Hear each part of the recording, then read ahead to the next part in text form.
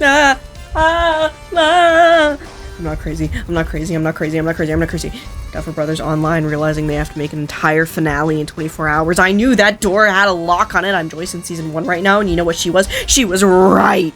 If you're unaware, living blissfully, not trying to gaslight yourself, giving yourself a lobotomy, shoving theories dumber than MatPat's theory on Luigi's penis size or Santa's nest up your rectum, then you'd be unaware of Stranger Things Season 5 finale. Is it?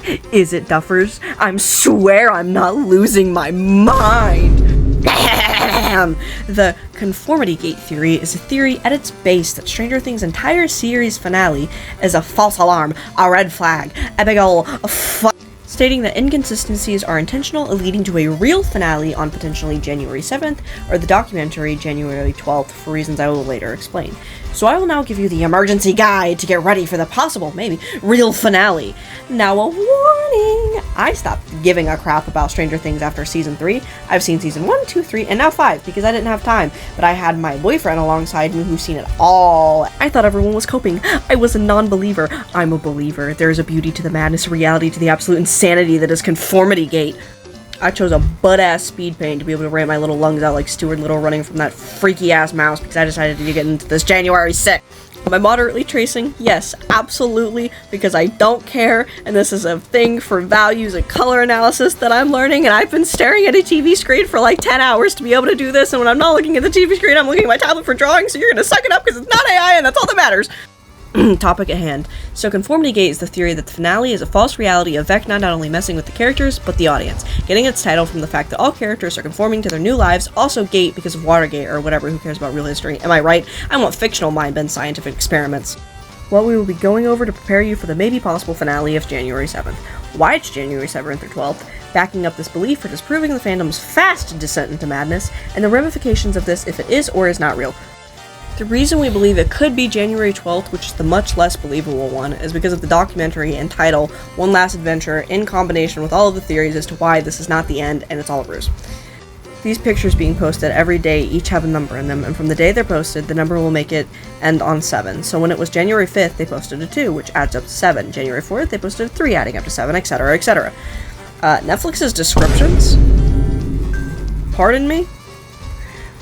One of the teaser's dice all add up to 43 from the day of Season 5's release is January 7th.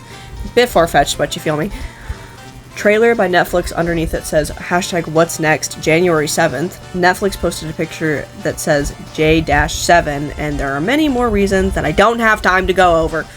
Now, onto backing up this belief or disproving the fandom's fast descent into madness. I'm going to explain and provide pictures of proof. Some are very far-fetched, some less. I left the ones that are even too crazy for my loose nuts. These are the quick overviews of each theory so you have an idea of what you're going into January 7th. Maybe. There's a switch at the radio station that was initially gray, and then it is then later shown up close, and it is red, which we know colors can have importance from Holly pointing out the yellow changing on the playground when she was canonically in a false reality.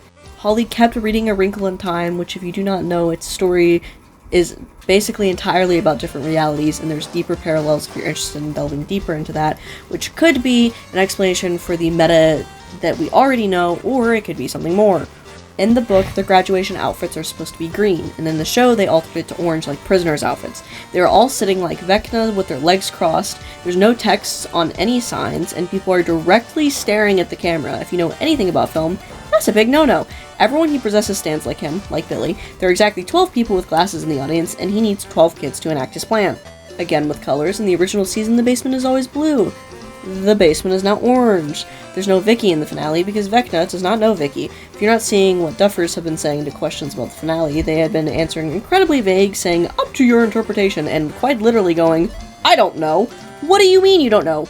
It's your story! Robin and Steve's radio station has a real website, and on that said website there's an audio of Vecna saying, Mike, wake up. Lucas says he doesn't believe in coincidences, staring into the camera, and this whole thing would have to be a big one. The books that they set in the bookshelf at the very end of the show are placed in a very specific order.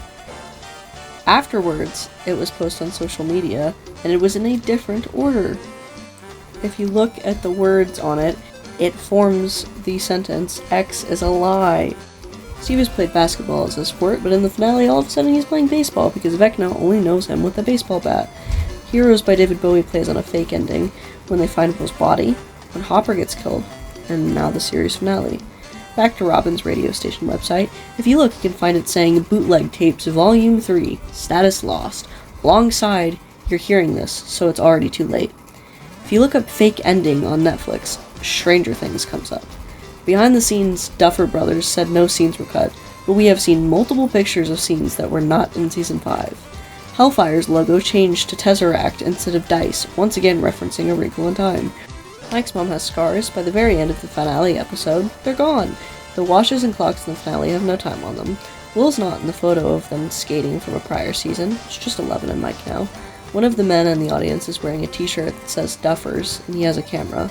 At Walmart, it's a flashlight from Stranger Things, and if you put a black light on the box, it says Vecna Lives. The Duffers said they wrote the final script on red paper, but in pictures it's white. Will said he'd love to get milkshakes at where Joyce works, but it was a convenience store, but when Henry was a kid, it was a diner. Inspiration was said to be taken from Truman Show, a movie about false realities and lying to the audience. When Millie Bobby Brown was asked to use one word to describe the finale, she said, meta. A man called his local theater to see if they were going to show the next episode, and they said some theaters would be performing it. The series finale is not legally deemed the series finale, and if you didn't know you had to legally deem it that, nor did I, but it's not. And because such, theaters were not allowed to charge you at full price, so you got vouchers and essentially paid only for the food. This is all hearsay, I didn't attend one, but Max says, hold on, comfort and happiness. I thought you were a better writer whenever they're playing D&D in the finale. Then Mike proceeds to correlate reality to the game, saying, this is not everything, but everything I saw that I deemed not too cuckoo for Cocoa Puffs. If you simply Google this theory, you'll probably find so very much more. So, what if this is just a theory and nothing comes of it? What would that mean for the Duffer Brothers and this series as a whole? Honestly, I personally do not think what we have now is a bad ending. I think it has good payoff and honors majority of its audience with slight flaw, and that's not for me to go on about because it's not what this video is about. However, imagine being so badly filled with continuity and writing flaws that many of your audience pick it apart and form an entire cult practically around it. So this can go one of two ways. One, the theories are true, or at least partially true, and everyone commends Duffers for being brilliant storytellers and having some of the best promotion in a very long time. True artistry. Two, Duffers lose their career and get stuck writing Hallmark movies where a ghost from a big city has sex with a ghost and then goes to a small town realizing she's been missing out on, and everyone forgets Stranger Things, leaving in the mind palace, not heard a thought of what could have been. Personally, don't really know if I want to see what could be, because I'm okay with the finale, and I honestly think anything beyond this, everyone's gonna die. This is either about to be the biggest screw-up of filmography in a very long time, actually, never mind, or a masterpiece of an idea. I guess I'll see you tomorrow and find out.